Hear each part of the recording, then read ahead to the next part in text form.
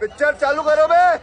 But Vadra की तरफ नरेंद्र मोदी उंगली उठा के दिखा दे, मान जाऊंगा नरेंद्र मोदी में 56 इंच का सीना है।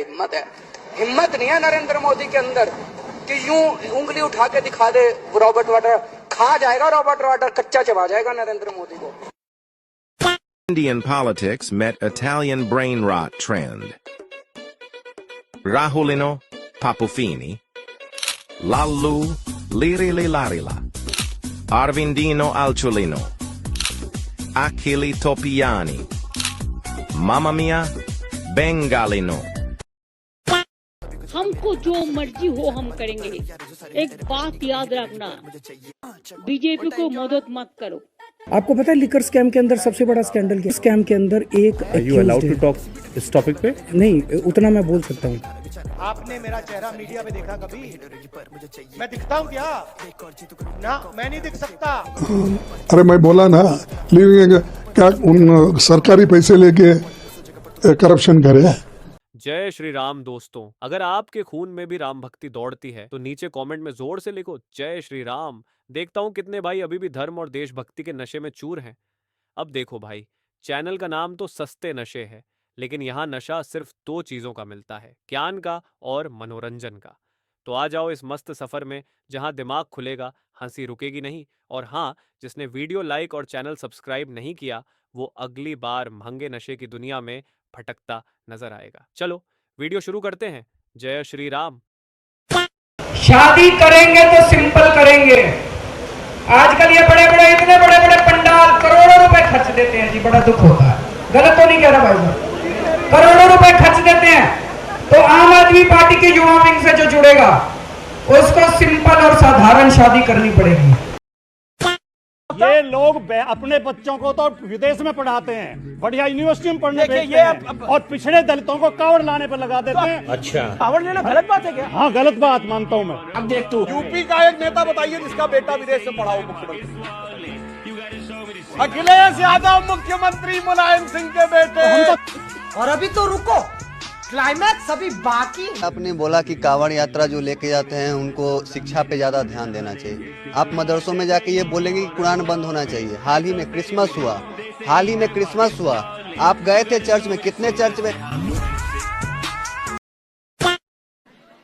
नरेंद्र मोदी जी ने 24 साल का मनरेगा का पैसा हिंदुस्तान के सबसे बड़े अरबपतियों को दे दिया। और जब, नाम क्या आपका? रसिक भाई। जब रसिक भाई कर्जा माफी की बात करते हैं तो उन्हें कहते हैं भैया तुम्हारा कर्जा हम नहीं माफ करेंगे। आईओसी, बीपीसीएल, एचपीसीएल, रिलायंस, इस तरह की कंपनियां 12 से 15 रुपए का मुनाफा प्रति लीटर पेट्रोल पर और करीब 6 रुपए प्रति लीटर डीजल पर इस समय कमा रही हैं। अच्छा, अगर वो चाहें तो 4 रुपए इसी समय पेट्रोल पर और 3.5 रुपए प्रति लीटर इसी समय डीजल पर गिराया जा सकता है। ठीक है। जब जब कच्चे तेल का दाम कम हुआ, सरकार ने आपको राहत नहीं दी, सरकार ने आपकी जेब पर डाका डाला और अपनी जेबें भरी। मुनाफाखोरी को प्राथमिकता दी गई। आइए देख मजा आएगा। Meanwhile, another pinch for the Aam Aadmi in Karnataka. Price of diesel will rise by 2 rupees per litre due to a sales tax increase from 18.44%. Karnataka is going to see a hike in fuel prices up to 3 rupees per litre. The government has revised the sales tax. इनको क्या ही पता है। मुनाफाखोरी को प्राथमिकता दी गई। असलियत यह है कि 40% तेल का दाम गिर गया है। इसका फायदा कौन उठा रहा है? अरे कहना क्या चाहते हो? सरकारी कंपनियां, प्राइवेट कंपनियां, सब मौज कर रहे हैं आपको छोड़कर। जिस राह पे तुम चल रहे हो बेटा, एक दिन बुरी तरह फंसोगे।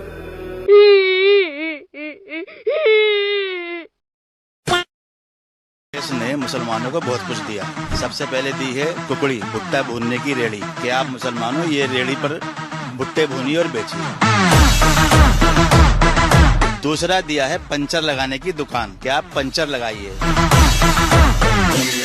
तीसरा दिया है चाय की दुकान, कि आप चाय बेचिए। जब ये सत्ता में थे तो किसी एक विधवा को वक़्फ़ से पेंशन दी है क्या आज तक? अरे बाप रे, ये तो धोती खोल रहा है। आप पत्रकार हैं, इसका सर्च कीजिए कि 70-65 साल जो सरकार ने राज किया है, ये चोर चोर मुसरे भाई जो आज मिल करके नरेंद्र मोदी जी पर उंगली उठा रहे हैं, ये जब एक उंगली ऐसे उठाते हैं तो 4 उंगली इनकी तरफ जाती है।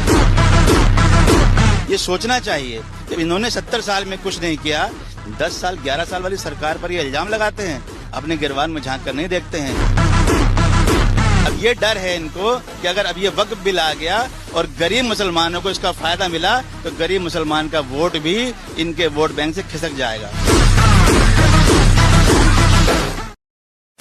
चलिए कांग्रेस बीजेपी को छोड़ दीजिए, अखिलेश यादव जी के बारे में क्या राय है आपकी? Good question. महापुरुषों के नाम पे जितने जिले बने थे सबका नाम बदल दिया और सहारनपुर में तो झगड़ा करा दिया एक कि माने और काशीराम साहब के नाम पे जो बना था, जो एक मेडिकल कॉलेज बना, उसका नाम बदल दिया। एक इस्लामिक स्कॉलर है उनके नाम पे रख दिया कि एक झगड़ा हो जाए। क्या बात कर रहे हैं? और बहुत सब कुछ है जो नहीं कहना चाहता, वरना फिर बाद में ये चर्चा होगी कि आज चंद्रशेखर ने अखिलेश यादव पे हमला कर दिया। बात तो सही है। 2012 में जो डिमोशन हुए सरकारी कर्मचारियों के, वो अखिलेश साहब की मेहरबानी से हुए। बहुत बढ़िया इन्होंने किए। एक सीईओ को एसआई बना दिया, एक एक्शन को जेई बना दिया, ये सब अखिलेश जी के समय काल में हुआ। और जितने खून के आंसू कर्मचारियों ने इनके सरकार में रोए, कभी नहीं रोए, लेकिन फिर भी हमारे लोगों ने इनको गले लगाया कि चलो भाई इनसे गलती से हो सकता है, लेकिन मुझे नहीं लगता कि कोई बहुत गुंजाइश है, मुझे नहीं लगता है। 50 lakh takeover. How the Gandhis gained 2,000 crore. Let's rewind to 2010. The Congress party had already given 90 crore in interest-free loans to Associated Journals Limited, or AJL, the publisher of the now defunct National Herald. That year, a new company suddenly appeared, Young Indian Limited, with a capital of just ₹5 lakh. And guess who owned 76% of it? Sonia Gandhi and Rahul Gandhi. A few months later, the Congress party handed over AJL's entire 90 crore debt to Young Indian for just 50 lakhs. Yes, you heard that right. 90 crore worth of dues transferred to a private company owned by the Gandhis for the price of a fancy SUV. Now AJL, unable to repay, converted that debt into equity shares, and that was the masterstroke. Because with those shares, Young Indian became the 99% owner of AJL, and AJL, it wasn't a newspaper anymore. It had become a real estate giant sitting on 2,000 crore worth of prime property across Delhi, Lucknow and Mumbai. With a single chess move, 50 lakh turned into 2,000 crore. No tenders, no transparency, no word from Congress working committee, no mention of Congress at all. In fact, not even in Young Indian's founding papers. This wasn't investment, it was inheritance by design. A legacy company hollowed out and its remains passed into private hands under the guise of democratic ideals. What began as a loan to keep journalism alive became a quiet takeover to build a fortune. भगवा T shirt पहन करके घूम रहे हैं, उसमें मोदी की photo लगी हुई है, सिर्फ भगवा रंग इनको समझ में आ रहा है। कहाँ यूनिफिकेशन की बात है? क्यों नहीं शहजाद पूनावाला कभी कभार नीला रंग पहन ले, हरा रंग पहन ले, कोई और रंग पहन ले, एक ही रंग पहनेंगे, एक ही पहचान बनाएंगे, क्योंकि डिवाइड करना है समाज को धर्म के आधार पे। रुक तेरे को बताते। ये विवेक जी कलर ब्लाइंड नहीं, विवेक जी हिंदू हेट्रेड में ब्लाइंड हो चुके हैं। ये कल सूरज को देख के बोलेंगे, ए सूरज तू भगवा क्यों है भाई, तू भी हरा बन जा। फिर वो जाएंगे दिए के पास, ए दिया तू क्यों येलो है। फिर वो जाएंगे संतरे के पास, अबे संतरे तू भगवा है भाई, ये संतरा रंग नहीं चलेगा, नारंगी रंग नहीं चलेगा, तू भी हरा बन जा। तो ये विवेक जी जो है, अरे सावन के अंधे को हर कुछ हरा।